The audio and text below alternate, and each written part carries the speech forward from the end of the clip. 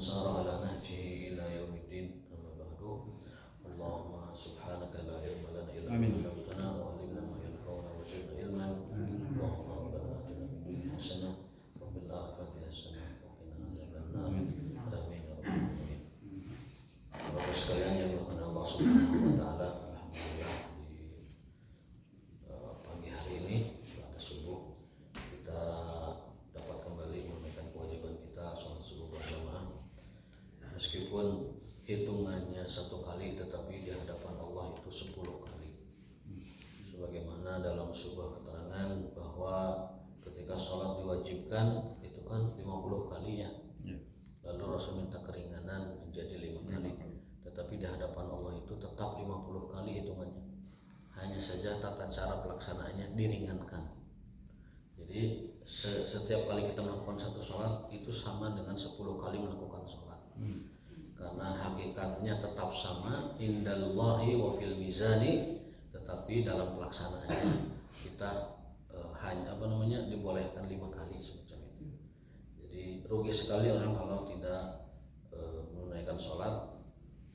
Itu setiap 1 kali tidak sholat berarti dia tidak sholat 10 kali. Itulah keutamaan dan keistimewaan umat Rasulullah SAW. Ibadah yang 50 kali cukup dilakukan hanya dengan 5 kali saja. Karena kalau 50 kali repot juga, setiap setengah jam harus azan pariduannya, harus setiap setengah jam repot ya. Sehingga diangkat syariat itu lalu diganti, diringankan oleh Allah Ta'ala menjadi 5 kali saja. Kalau sudah 5 kali yang hemat ini masih nggak sholat juga itu super parah, super parah. Parah sekali kalau sampai 5 kali tidak. Coba 50 kali bagi 24. 24 bagi 50. 24 bagi 50 ya. Setengah jam ya, kurang lebih ya. 23 menit. Setiap 20 menit lebih parah lagi. Tadi saya ngitungnya setengah jam kan, 30 menit. Akan kerepotan. Setiap 28 menit. Setiap 28 menit ya, kurang lebih 30 menitan ya kita harus melakukan sholat. Akan tetapi Allah ringankan syariatnya, hitungannya tetap 50, pahalanya 50, kewajibannya 50, di mizan timbangan nanti 50, akan tetapi caranya cukup dengan 5 kali.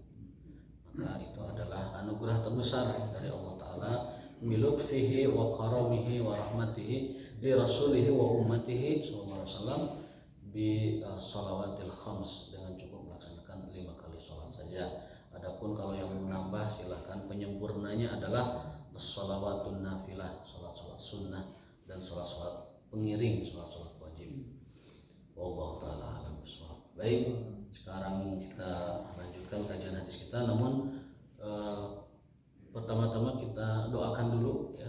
Ada selain Pak Haji yang sedang dirawat di rumah sakit, semoga Allah segera menyembuhkan sakitnya dan segera mengembalikan kepada keadaan sedia kala. Dan juga ini teman kita Om Adi WA ke saya, Ustaz izin saya ke masjid, batuk-batuk sakit katanya. Mudah-mudahan mohon izin ya gitu.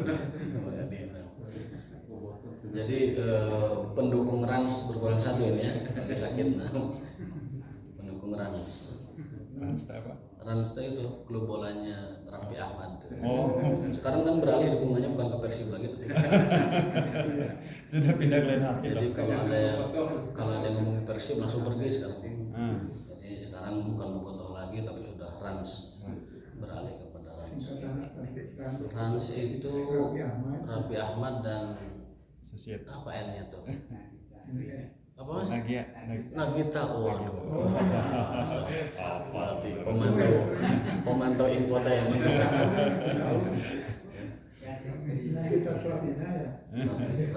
Raffi dan Nagita, kurang lebih begitu. Jadi mudah-mudahan Om Adi segera disembuhkan, karena termasuk jamaah setia beliau ini ya, ada terus ya. Dan selalu update memantau berita politik dan berita olahraga. Selalu ada tembusannya ke saya. Asal jangan jelekin si Bulan. Saya hanya membalasnya, siap om, mantap gitu.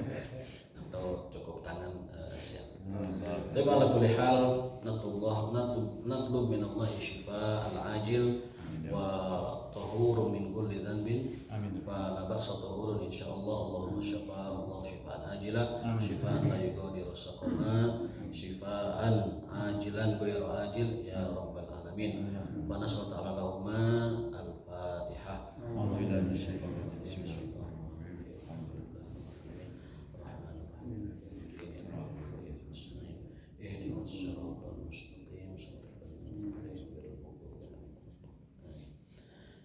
Baik, kita lanjutkan kajian Zadul Ma'ad, kitab sirah sejarah Nabi SAW. Kitab Zadul Ma'ad karya Ibnu Qayyim. Yang keempat, nama Nabi Muhammad SAW selain beliau adalah Muhammad, Ahmad, kemudian Al-Mutawakkil. Lalu yang keempat adalah Al-Mahi. Al-Mahi dari kata Mahayamhu, mahwan. Mahayamhu, mahwan. Orangnya disebut Mahi, gelarannya menjadi Al-Mahi. Bukan Mahi bahasa Sunda ya. Bahasa Arab Al-Mahi itu sang penghapus. Sang penghapus, sang penghilang atau lain sebagainya. Silahkan cari bahasa Indonesia yang tepat. Yang arti letterletnya adalah yang telah menghapuskan gitu. Orang yang berhasil menghapus atau menghapus kemusyrikan, menghapus kekafiran, menghapus kerusakan di muka bumi dan sebagainya. Itu terdapat dalam hadis Jabir bin Mut'am. Bisa dibaca Mut'am, bisa dibaca Mut'im. Fal-mahi, adapun arti al-mahi adalah huwaladzi mahallahu bihil kufra.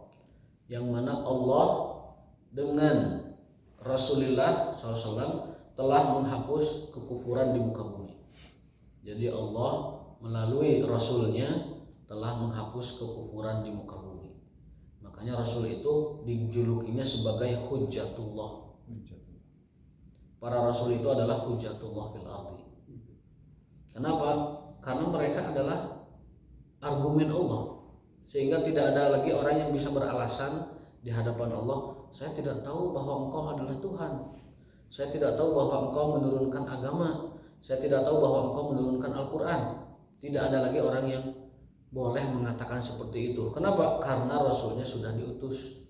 Maka Rasul sebagai hujah, sebagai argumen, sebagai dalih atau sebagai dalil dari Allah Ta'ala, sehingga tiap orang tidak lagi bisa mengemukakan alasan karena Rasul sudah diutus.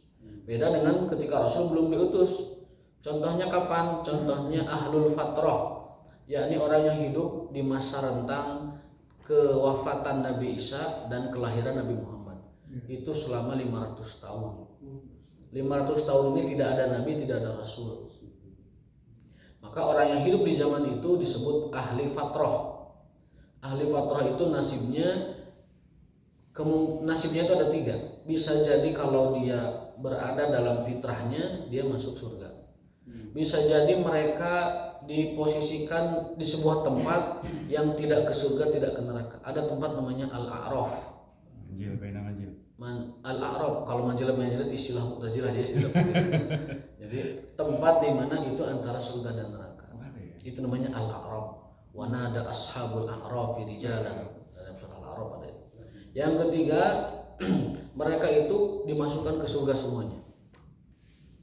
Dan jadi ada 2 pendapat, mereka dimasukkan ke surga semuanya. Dan yang kedua, kalau dianya baik ya surga, kalau dia tidak baik ya tidak. Gitu. Itu ahli fatrah. Yang jelas mereka itu orang-orang yang tidak diturunkan kepada mereka seorang rasul pun. Nah, ketika Nabi Muhammad diutus, beda dengan nabi-nabi sebelumnya. Nabi Muhammad itu diutus untuk seluruh umat manusia, sehingga keberlakuannya itu sampai hari kiamat dan untuk semua manusia. Beda dengan Nabi sebelumnya, Nabi Rasul sebelumnya itu diutus hanya untuk satu umat saja.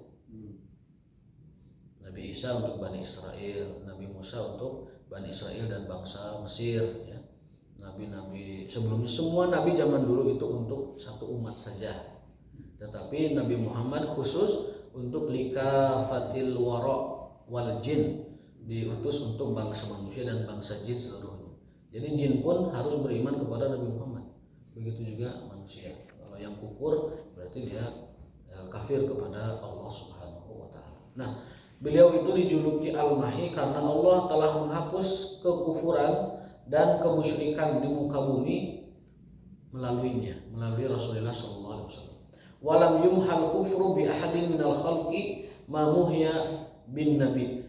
Dan Allah tidak menghapuskan kekufuran di muka bumi ini seperti halnya Allah menghapuskan kekufuran melalui Nabi Muhammad SAW. Jadi tidak sebanyak Allah tidak menghapus kekufuran kemusyrikan di muka bumi sebanyak yang Allah hapuskan dari muka bumi ini melalui Rasulullah SAW. Artinya apa? Kesimpulannya Rasul adalah orang yang paling banyak menghapuskan kekafiran dan kemusyrikan di muka bumi. Fa innahu bu'isa wa ahlul ardi kulluhum kuffarun. Beliau diutus saat umat manusia di seluruh dunia dalam keadaan kafir. Beliau diutus saat manusia sedunia kafir semua. Jadi kondisi satu planet bumi kafir itu tidak mustahil. Karena ketika Rasul diutus, manusia satu planet bumi dalam keadaan kafir. Luar biasa jasa beliau ya. Miliaran orang dapat iman, dapat Islam melalui jasa beliau. Itu pahala jariahnya gimana itu? 1,5, 1,7 sekarang 1,5 miliar hari ini saja. Belum lagi tahun sebelumnya, belum lagi 1400 tahun yang lalu.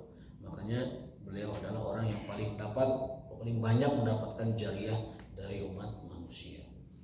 Allah tidak menghapus kekufuran sebanyak yang Allah hapus melalui tangan Rasulullah sallallahu alaihi wasallam. Illa baqaya min ahlil kitab. Saat Nabi diutus, semua penduduk bumi dalam keadaan kafir. Kecuali hanya segelintir orang yang itu pun keyakinannya sudah campur-campur, yaitu sisa-sisa ahli kitab. Ya.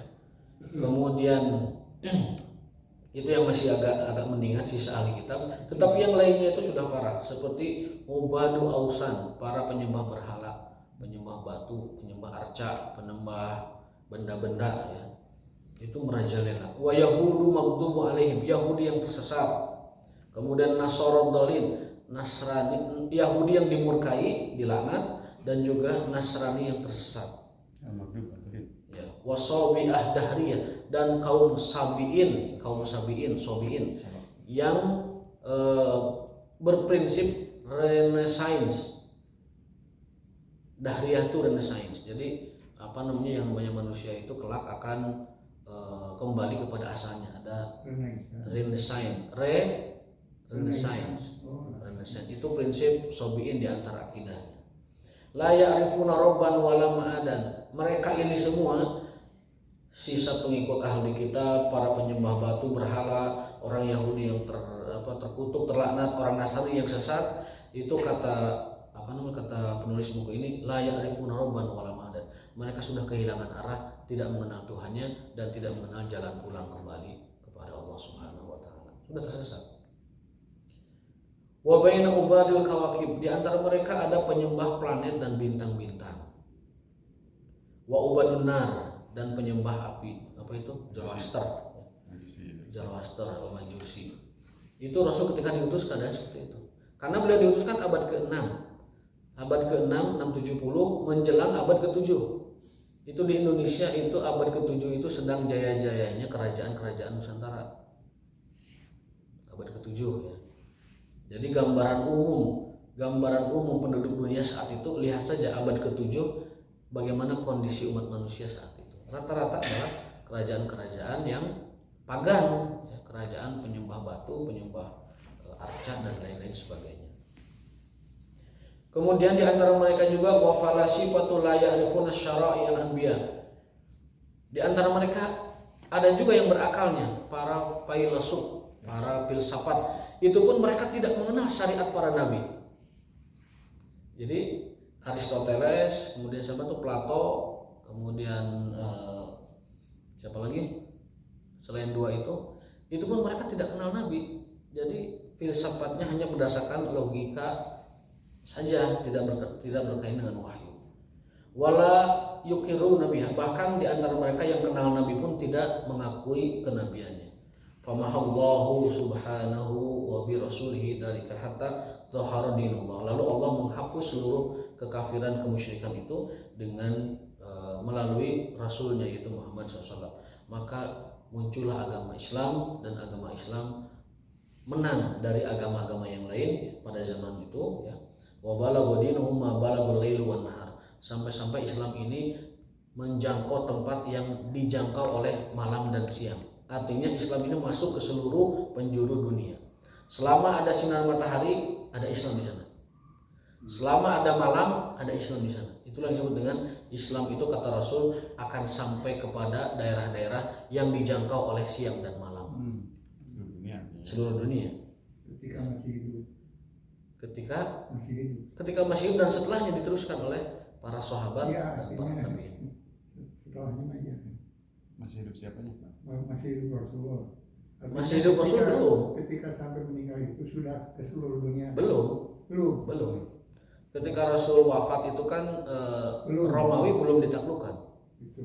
Tetapi Rasul sudah berjanji akan ditaklukkan, dan suksesnya itu ditaklukkan di zaman Umar bin Khattab radhiyallahu ta'ala. Sampai Umar menangis. Menangis kenapa? Ini Romawi sebegitu kaya, sebegitu hebat. Itu rampasannya itu sampai satu lapangan, Pak, rampasan hartanya itu. Rampasan perangnya satu lapangan. Ketika dikumpulkan itu Umar menangis kepada Allah, ya Allah, Engkau tidak membukakan Romawi kepada orang yang paling mulia dan paling hebat, yaitu Rasulmu. Dan Engkau bukakan Romawi untukku yang tidak lebih bagus dari Rasulullah SAW. Itu semacam ungkapan bahwa ketawaduan Umar, ya Allah, Engkau tidak memberikan Romawi kepada orang yang paling Kau muliakan dan cintai, yaitu Muhammad. Sementara Engkau berikan Romawi kepada saya yang tidak seberapa. Itu ketawaduan Khalifah Umar bin Khattab radhiyallahu ta'ala. Dan beliau memutuskan, fikih Umar, lagi-lagi fikih Umar, beliau memutuskan bahwa wilayah pendudukan yang dilakukan oleh pasukan Islam tidak lagi menjadi milik individual, tetapi tanah yang dirampas atau tanah yang diambil oleh pejuang Islam semuanya jadi milik negara. Sebelumnya di zaman Rasul dan Abu Bakar Siddiq, yang namanya tanah bukaan baru itu milik para pejuang. Jadi kalau Romawi misalkan dibuka, itu negara Romawi dibelah-belah, dibagi-bagi, satu orang satu wilayah, misalkan siapa ini jatah kamu nih, ini jatah kamu, jatah kamu. Seluruh pasukan dapat wilayah. Di zaman Umar dihapus, dan beliau melihat ijtihad beliau bahwa kalau ini tanah bukaan baru diberikan kepada masing-masing orang, nanti ke depan generasi Islam bagaimana? Anak cucu kita kaum muslimin bagaimana? Kalau bapak-bapaknya masih soleh nih, masih bagus-bagus, ketika tanah itu milik pribadinya tidak masalah, sama itu juga milik umat Islam. Tapi ketika nanti keturunan mereka berpuluh-puluh tahun ke depan, orang sudah berubah, generasi berubah, kan tidak tahu. Akhirnya Umar memutuskan wilayah bukaan baru, wilayah ekspansi itu milik negara dan bukan milik perorangan. Sebagai kompensasinya, tiap orang itu diberi nilai sebesar itu.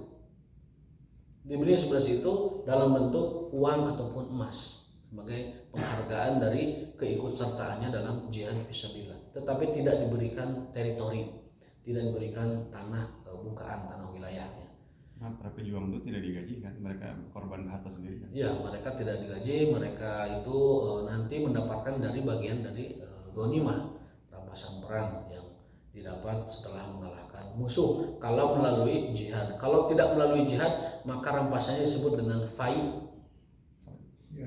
Jadi kalau berperang musuhnya kalah, dirampas, itu namanya ghanimah.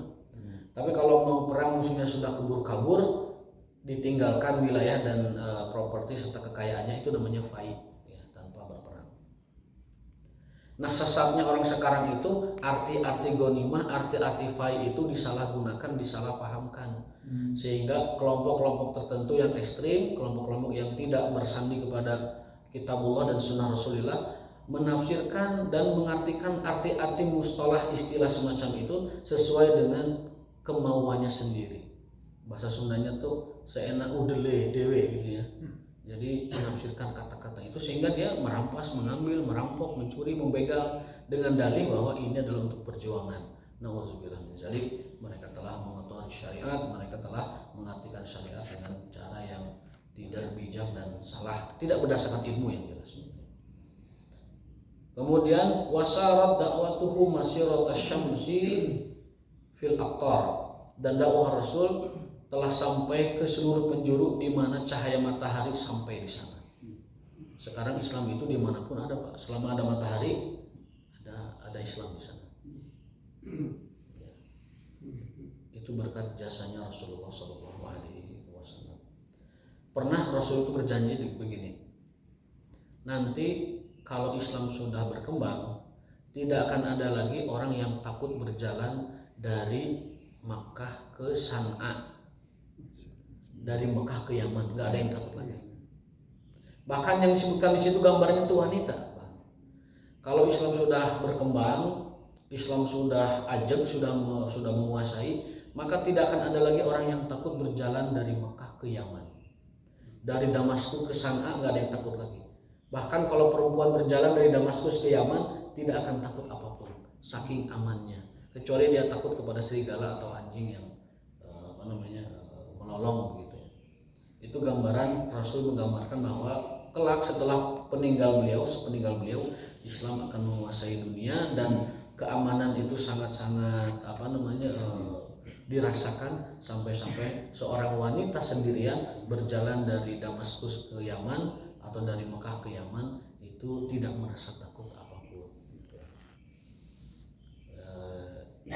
Ini diantara dalil yang mengatakan bahwa perempuan itu boleh boleh bepergian ke sebuah tempat selama aman dari fitnah dan tidak ada gangguan yang dapat menimbulkan bahaya kepada dia. Meskipun ada pendapat lain yang kekeh, ada yang kekeh di medsos sangat ramai itu diskusinya. Jadi pendapat yang pertama itu mengharamkan siapapun wanita bepergian lebih dari 1 hari 1 malam tanpa muhrimnya, kemanapun, kapanpun, dan siapapun. Selama tidak dibarengi muhrim, maka wanita haram berangkat bepergian lebih dari 1 hari 1 malam. Bahkan untuk ibadah yang diinikan oleh Islam, gitu kan. Yang disebut Islam menguasai dunia itu sekarang belum kan? Sekarang belum, tapi pernah dulu. Dulu pernah. Ya. Berapa lama pernahnya? 1200 tahun. 1200 tahun umat Islam menguasai dunia. Sampai Khalifatan Ottoman. Sampai Ottoman ya. Nah, kembali ke kisah tadi bahwa pendapat itu mengatakan wanita tidak boleh pergian lebih dari sehari semalam kalau tanpa muhrim. Nah, pendapat Syafi'iyah dan Malikiyah mengetengahkan solusi. Perempuan itu boleh bepergian tanpa muhrim asalkan satu bersama teman perempuan yang lain, yang kedua jalannya aman, maka perempuan boleh bepergian selama lebih dari sehari semalam. Ya. Jadi ada dua pendapat yang ketat ya. Yang satu mengharamkan sama sekali, pokoknya perempuan nggak boleh jalan kecuali dengan muhrimnya. Ya, kalau jalannya itu sehari semalam. Yang kedua boleh asalkan tadi bersama dengan teman-teman perempuan yang lain yang mereka ini aman dari fitnah dan aman dari gangguan-gangguan perjalanan. Nah, dari dua pendapat itu saya pikir bisa digabungkan ya. Kapan saatnya kita ketat tidak bolehkan perempuan bepergian lebih dari sehari malam, kapan kita mesti longgar. Ya, kalau ada sekelompok wanita muslimat satu masjid misalkan mau berangkat umroh perempuan semua, itu mah ya aman, pasti aman, bisnya aman, pesawatnya aman. Kalau sendirian banget ya itu baru nggak boleh. Itu pertengahan, pendapat pertengahan. Nah, adapun tadi pertanyaan Pak Hikmat tadi, apakah Islam pernah menguasai dunia? Pernah. Itu dari sejak Umar bin Khattab itu sudah menguasai 2/3 dunia. Sejak zaman Umar. Karena apa? Karena kekuatan terbesar adidaya saat itu kan dua, Romawi dan Persia. Romawi Persia itu kerajaan yang tidak tertandingi pada zamannya, tetapi dapat ditaklukkan di masa Khalifah Umar bin Khattab dan seterusnya. Berarti umat Islam di zaman Umar telah menguasai dunia 2/3-nya. Lalu itu berlanjut terus sampai ke khilafahan Turki Utsmani.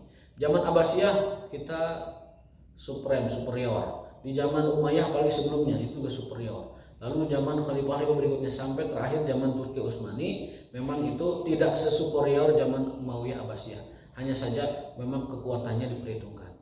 Kenapa Turki Utsmani melemah? Satu, karena ada perang dunia ke-1 dan ke-2, dan yang kedua Turki Utsmani pro-nya ke grup Jerman. Di perang dunia kedua, Turki Utsmani ikut sekutu Jerman melawan bangsa Eropa dan Rusia kesananya. Nah, sehingga karena Turki Utsmaninya berpihak ke salah satu blok, salah satu kubu, akhirnya ya menang kalahnya atau maju mundurnya bergantung kepada bangsa-bangsa tersebut. Nah, jadi itulah ya, yang mungkin kita bisa mengatakan kritik sejarah ya. Harusnya kalau kita boleh mengulang sejarah, Turki Utsmani, Khalifah Utsmani itu tidak perlu gabung ke salah satu blok dalam peperangan dunia kedua. Kalau bisa justru menjadi penengah atau apalah begitu ya. Alhamdulillah kita tidak mengetahui cerita aslinya bagaimana. Yang jelas kalau sejarah menyebutkan Turki Utsmani di akhir-akhir pemerintahannya, kalau awal-awalnya bagus itu masih superior, tapi di akhir pemerintahannya itu sudah ikut ke blok Jerman ya, dan kalah dalam perang dunia kedua melawan sekutu. Ya akhirnya karena Jermannya kalah, Turkinya pun kalah, Utsmaninya pun bubar. Pembubarannya memang secara resminya oleh Kemal Atatürk, presiden Turki pertama. Memang dia yang membuatkan secara resmi. Tapi faktor sebelumnya itu yang menentukan Turki kalah di perang dunia kedua. Itu yang membuat lemah kekhilafahan, sehingga Kemal Atatürk melihat, ya khilafah ini udah sakit ini. Ya, khilafah ini udah sakit, saya bubarkan aja oleh si Kemal Atatürk. Jadi kalaupun ada tidak efektif saat itu gitu, dibubarkan. Ya dibubarkannya tentunya dengan sponsor dan proposal dari Inggris ya, proposal dari Inggris kepada Kemal Atatürk dan membubarkan kekhilafahan. Itu sejarah umat Islam ya. Lalu nama beliau berikutnya adalah Al-Hasyir. Al-Hasyir itu yang menghimpun. Maksudnya apa? Huwaladzi yuhsyarun nasu ala qadami, yang menghimpun manusia nanti di padang mahsyar. Jadi orang itu nanti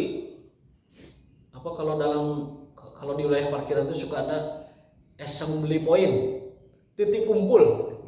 Nah, titik kumpul. Nanti di padang mahsyar, titik kumpul manusia itu adalah nanti akan berhimpun di Rasulullah Muhammad SAW. Saya kalau baca assembly point itu ingatnya ke Rasul itu. Nanti titik kumpul di sini, berarti nanti Rasul itu mimpi di padang mahsyar itu manusia itu di sekitar beliau. Karena apa? Karena manusia minta bantuan ke siapapun nggak bisa. Datanglah orang-orang kepada Nabi Adam, lalu Adam mengatakan, aduh hapunten palagi sadayana sim kuring ge gaduh kalapatan, coba ka itu ka Nabi Nuh, bring Nabi ka Nabi Nuh. Saud Nabi Nuh, hapunten abi ge dari teh. Kapungkur putra abi ge sami eta ya masalah gitu.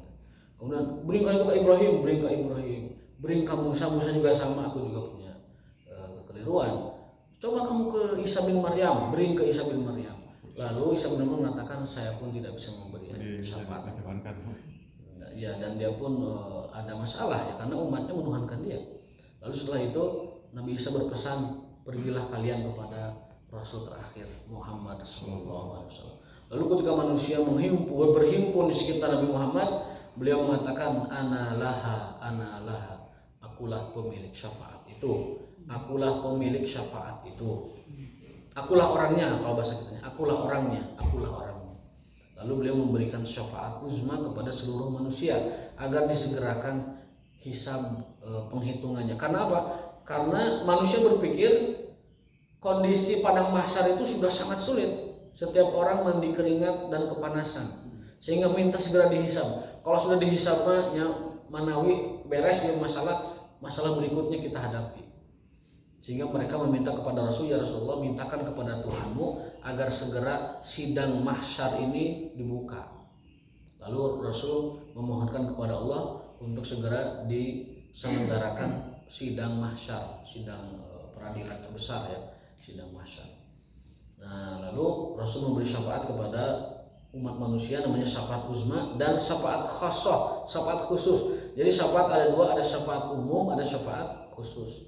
Bagi kita orang beriman, orang Islam akan diberikan syafaat khusus. Syafaat khusus. Ada 3 syafaat khusus itu. Yang pertama, orang yang sudah dicatat jadi ahli neraka tidak jadi ahli neraka. Itu yang pertama. Yang kedua, orang yang sudah tergelincir ke neraka lalu diangkat. Lalu yang ketiga, syafaat itu adalah orang yang sudah lama di neraka diangkat berdasarkan syafaatnya Rasulullah SAW dengan izin Allah Ta'ala dan keriduannya. Maka beliau bersabda, syafaati li ummati min ahli al-kabair. Syafaatku adalah untuk umatku yang sering berdosa. Syafaatku adalah untuk umatku yang sering berdosa. Yang sering berdosa diberi syafaat Rasulullah. Tetapi harus punya modalnya. Apa modalnya? Sholat. Modal itu sholat. Dan keimanan. Iman pasti ya, iman dulu sholat. Itu modal. Kalau orang nggak punya sholat, apa yang disyafaatinya? Ya, itu berdasarkan awalul ma yuhasabu bil abdu yaumal qiyamah sholat. Kalau sholatnya sempurna, in wujida kamilatan sairu qubila sairu amali. Yang lainnya diterima. Tapi kalau sholatnya itu naqisotan, tidak sempurna, kurang, maka amal lain tidak akan diterima. Saya teringat sebuah podcast di YouTube, itu ada artis rajin sedekah, rajin memberi, carutinya bagus. Tiba-tiba ketika ditanya, lu sholat nggak gitu? Nah, kalau sholat mah gua belang bentong nih. Kalau sholat mah gua nggak jaga. Tapi kalau ngasih mah banyak gitu. Lalu ditegur oleh sang presenter itu, membacakan sebuah hadis bahwa sedekah-sedekah itu tidak akan diterima selama sholatnya tidak pas, tidak sempurna gitu. Kalau sholatnya pas dilaksanakan, baru ibadah lain diterima. Dia pun mendapatkan pencerahan di situ. Karena orang banyak mengira dengan sedekah, dengan bagi-bagi uang, dengan memberi, membantu itu cukup. Justru itu dalam hadis tidak akan diterima sampai dia melakukan sholat. Percuma sedekah, charity ataupun memberi kalau dia tidak sholat, percuma ya. Tidak akan diterima oleh Allah Subhanahu wa Ta'ala. Satu lagi ya, selain hasyir juga al-aqib. Al-aqib sama dengan al-hasyir kurang lebihnya. Apa itu? Al-hasyir itu penghimpun umat manusia di padang mahsyar. Dan ini ada catatan sedikit tentang padang mahsyar. Nanti orang itu ada yang diberikan naungan oleh Allah Ta'ala ketika lagi panas-panasnya ya. Di antara mereka itu adalah rajulun qalbuhu mu'allaqun bil masjid, orang yang hatinya selalu terpaut ke masjid. Jadi saat padang mahsyar itu lagi panas-panasnya, lagi ripuh-ripuhnya, lagi susah-susahnya, orang yang nanti diselamatkan itu ahli masjid. Nah, mudah-mudahan kita nanti karena hati kita ke masjid terus, lain kurudat diimah tapi memang ibadah di masjid ya, itu nanti Allah berikan naungan kita nanti di hari yang tidak ada naungan kecuali naungan lindungan Allah Subhanahu wa Ta'ala. Karena ada Pak orang yang ke masjid itu rudet di imah ya. Di rumah ke masjid lah cang masih mah tarik lega gitu. Gandeng di imah. Gandeng no. Wajikan. Iya lah Bapak minta ini segala macam. Gandeng pun ke masjid lah rudet di imah. Itu mah bukan orang bergantung hatinya ke masjid. Itu mah orang nyari pelarian ke masjid.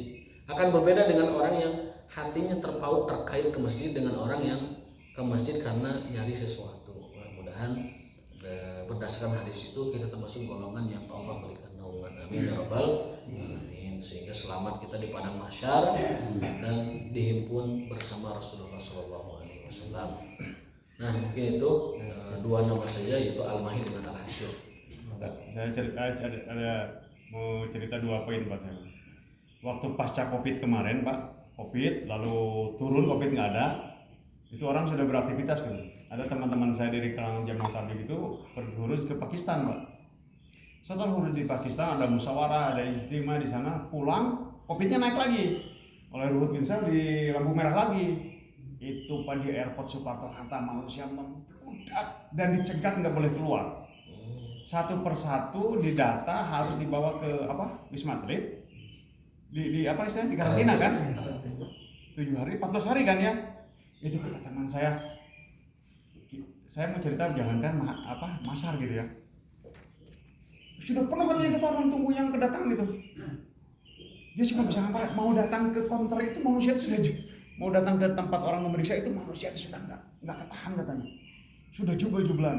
Akhirnya mereka pada duduk dulu. Kalau jemaah tabligh kan kadang-kadang suka bawa ampar buat tidur itu, mereka ngempar dulu istirahat itu. Ada yang sampai 24 jam katanya tuh ngantri untuk bisa keluar.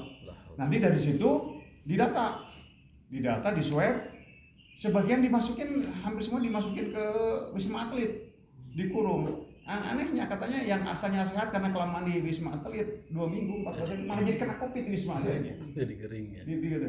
Ya Allah, saya bilang itu katanya dia nggak hampir WC penuh segala macam acak-acakan, begitu aja sudah menderitanya luar biasa Pak. Padahal di airport itu, di dalam airport itu kan AC ada Pak, di ruang tunggu tuh AC itu aja sudah menderita. Airport mana ini? Hah? Di airport mana? Kita Soekarno Hatta, Di kita. bukan di tempat jauh. Akhirnya mereka dimasukkan ke Wisma Atlet, dikurung, di karantina selama 14 hari. Nanti diperiksa yang yang positif bertahan, yang negatif dikeluarin. Dan ada juga yang di beberapa di hotel, tapi dengan tarif yang mahal kan waktu itu kan kita cerita.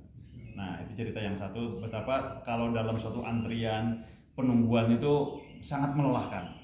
Padahal nggak lama, di antara mereka itu 24 jam katanya itu stay di airport itu sudah sangat stres sekali katanya. Apalagi di masa. Yang kedua cerita Ustadz barusan teruskan hadis bahwa nanti agama ini akan menyebar ke tempat-tempat di mana siang dan malam ada matahari itu. Ustadz Umar teman saya, dia sudah ngurus ke Amerika Latin, ke daerah Argentina dan teman-temannya, ke yang banyak orang Jawa apa tuh? Suriname ke sana. Kemudian ke Alaska ke sana. Ada katanya Pak orang Islam di sana tuh. Suatu saat dia datang ke Amerika Latin sana katanya, ketemu orang yang nenek moyang itu Islam tuh belum dibangun katanya. Dia tuh dulu imigran di sana. Begitu datang tuh ya Allah senengnya kata, oh ini yang dulu diceritakan oleh kakek dan nenek-nenek saya katanya. Kalian rupanya kenapa kalian lama sekali baru datang ke sini katanya. Dan mereka itu akhirnya masuk Islam dengan mudah, masuk Islam Pak. Begitu diceritakan gini-gini itu ya itulah kan hidayah itu kan dari Allah kan. Kita ini hanya tukang lantaran saja. Dengan mudah mereka. Begitu banyak orang masuk Islam hanya didatangi. Begitu lihat ada orang datang ke situ pakai peci, ada jenggot begitu. Oh iya gini kan coba baru diceritakan Pak Aki orang teh. Ayah kene cenah aja kemana wae tuh lihat tekan dia aja. Itu maka pentingnya kita dakwah itu Pak. Yang lucunya tuh cerita yang baru-baru itu si Ustadz Umar itu, Bapak tahu kan suka sini kan yang gede jembatan itu kan, yang orang gemuk itu. Bahkan Ustadz katanya sering terjadi di sana tuh karena tidak belum menemu komunitas Muslim, itu justru diikram sama orang non Muslim. Jadi sampai ke sana cerita tuh non Muslim tuh menyambut. Ya udah Pak, tinggal di tempat saya aja Bah, begini. Nanti besok saya bantulah barangkali di sini saya carikan ada orang Islam 1-2 gitu. Karena jarang Pak. Itu sampai terjadi. Jadi pertolongan Allah ya. Bagi orang-orang yang jihad, fisabilillah, menyebarkan agama tuh kadang-kadang di luar dugaan kan. Kalau dicerita dicerita Hayatus Sahabat, hadis-hadis itu bahkan binatang-binatang pun berperan kan membantu kan. Binatang-binatang pun berperan membantu dalam rangka dakwah ini. Jadi itu cerita aja Pak, Masya Allah, luar biasa. Betul ya, jadi betapa melelahkan dan sulitnya pada mahsyar itu, karena ngumpul di bandara itu udah stresnya luar biasa. Gimana nanti pada mahsyar miliaran dari Nabi Adam sampai akhir orang yang hidup sebelum kiamat, semuanya dihisab. Dan hisab itu ada dua, ada hisaban yasiro, ada hisaban asiro.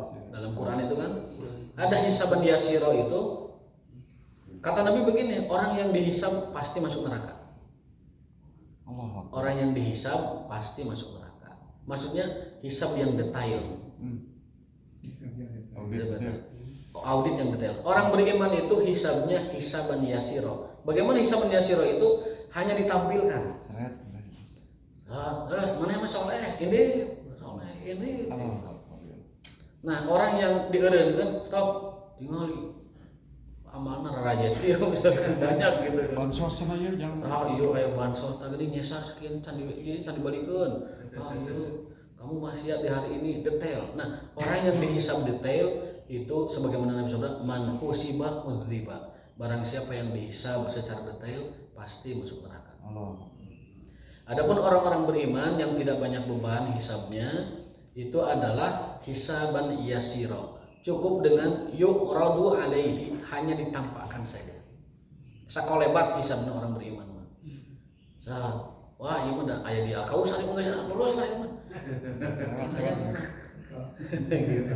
Sholat lagi di pinggir pantai, lulus, lulus. Gitu. Hari-hari di Al-Kausarnya. Masjid kita ini jadi saksi. Masya Allah. Tempat sujud kita ini menjadi saksi. Rasul pernah ditanya oleh Rasulullah, ya Rasulullah, doakan saya supaya nanti di surga bersama Anda. Ingin ketemu dengan Anda, doakan. Kata Rasul, baik saya akan doakan, tapi tolong saya, bantu saya dengan bikas roti sujud, perbanyak sujud. Jadi kalau kita ingin bertemu dengan Rasulullah, caranya yang paling sederhana adalah banyakin sujud. Dan tempat sujud ini akan menjadi saksi kita. Yang pernah sujud di sini, tempat ini akan bersaksi. Yang sujud di sana, tempat itu akan bersaksi bahwa ini tempat pernah dipakai sujud kepada Allah SWT. Makanya Ibnu Umar kebiasaannya selalu setelah sholat wajib nyari tempat lain geser. Itu untuk apa tujuannya? Li'iksari asari sujud, untuk memperbanyak tempat sujud. Jadi kenapa kita bergeser, kenapa kita ke belakang, kenapa kita kemana, itu tujuannya memperbanyak tempat sujud. Nanti tempat yang kita sujudi akan menjadi saksi penghambaan kita, ibadah kita kepada Allah Subhanahu wa Ta'ala. Semakin banyak yang kita sujudi tempatnya, semakin banyak yang mempersaksikan kebaikan kita di hadapan Allah Subhanahu wa Ta'ala. Itu namanya hisaban yasiro, sakolebat. Hisab orang beriman sakolebat. Hisab orang kafir, orang munafik, ahli maksiat, itu adalah hisab detail yang satu persatu akan dimintai pertanggungjawaban. Mudah-mudahan kita mah termasuk orang-orang yang hisabnya cukup sakolebat, cukup dengan yuqrad alaihi hisaban yasira. Maka ada Allahumma hasibni hisaban yasira wa la tuhasibni hisaban asira, supaya kita Kan ada yang tanpa hisab. Tanpa hisab itu ada, tetapi itu masuk ke kategori tadi di sakolebatkeun. Tanpa hisab, karena ada ayat yang mengatakan wa kullu atihim yaumal qiyamati, dan setiap orang itu akan satu persatu menghadap Ar-Rahman, itu satu persatu gitu, farda satu-satu dihisab maksudnya. Nah, yang tanpa hisab itu maksudnya tidak sampai ditanya lewat gitu. Diperiksanya iya, tapi lewat langsung. Tapi dihisab lewat langsung. Di airport juga terjadi kan. Begitu kita masuk imigrasi di negeri orang kan, ada yang detail, ada yang langsung gitu. Itu orang yang bawa paspor diplomatik gitu, paspor hitam itu langsung. Nah, VIP, para pejabat presiden kalau masuk negara lain nggak diperiksa. Nah, itulah kondisi orang beriman yang masuk surga tanpa hisab. Seperti itulah mungkin perumpamaan. Di Thailand terjadi saya Pak, di Hatchai Thailand Selatan, kita rombongan ke sana, batu sabus orang tak abus jambatan unggul ya. Diskusi apa nanti bahasa Thailand. Nah, rupanya dia itu ustad dia tahu dia ustad. Oh iya kami ustad gitu. Lepas gitu di tiket di paspor itu tidak menyertakan tiket untuk pulang. Begitu dia nanya, kami sertakan itu tiket untuk kalau sudah beli tiket untuk pulang nggak apa-apa ya masuk katanya gitu. Jadi sangkanya kita akan berlama-lama tanpa jelas, takut teroris, maklum jarang motor menyubah ke Thailand atau gitu. Itu kan deg-degan kita kan. Batu lu sabus orang liwat wae gitu. Hayo we paspor tadi oper ke sana, oper ke sini. Jadi akan sulit gambaran ke depan itu jauh lebih sulit dari kondisi tadi. Kalau kita orang beriman yang tanpa hisab itu nanti seperti presiden, Pak, kepala negara yang lewat negara lain itu nggak mungkin ditanya, Pak mana paspornya, Pak visanya mana, menawi gaduh tiket, akan ditanya presiden. VIP ya. Orang beriman yang tanpa hisab itu VIP. Ada yang di stop dulu, lihat amalan. Oh ya baik. Ada yang tadi detail hiji-hiji, di setiap itemnya ditanya. Oh kamu belum ini, kamu nggak ini, kamu ini. Itu banyak. Ada pelanggaran dulu yang harus ditebus, ada pelanggaran ini, banyak hisabnya. Nah, jadi kelompok yang masuk surga tanpa hisab itu maksudnya adalah melewati hisab tapi langsung. Yang keduanya hisab detail. Nah, orang yang masuk surga VIP seperti presiden tanpa hisab itu ada 4 orang. Kita singkat aja. Satu, orang yang tidak percaya dengan isyarat-isyarat binatang, tatoyur namanya. Tatoyur itu keak-keak, wah itu banget ya. Cuing, wah ayo lahirnya. Cuit, wah ayo proyeknya. Itu orang yang percaya mengandalkan suara-suara seperti itu, dan turunan-turunannya bukan hanya burung, yang lainnya juga. Itu adalah tatoyur. Orang yang tidak percaya itu termasuk satu di antara yang masuk surga tanpa hisab. Yang kedua, tidak main jampe-jampean. Tapi juga itu. La yastarkun, tidak main jampe-jampean. Ya. Si Maing si Mamau. Si main mau datang yang lompat. Yang ketiga, tidak main pengobatan besi panas. Ini tradisi jahiliyah. Orang jahiliyah tuh kalau sudah sakitnya parah, mereka sudah putus asa berobat, melem besi itu, kocok situ. Sembuh itu. Seperti Rambo. Terakhir tuh Rambo yang pakai metode itu. Di Afghanistan ya, film Rambo 2 kan gitu.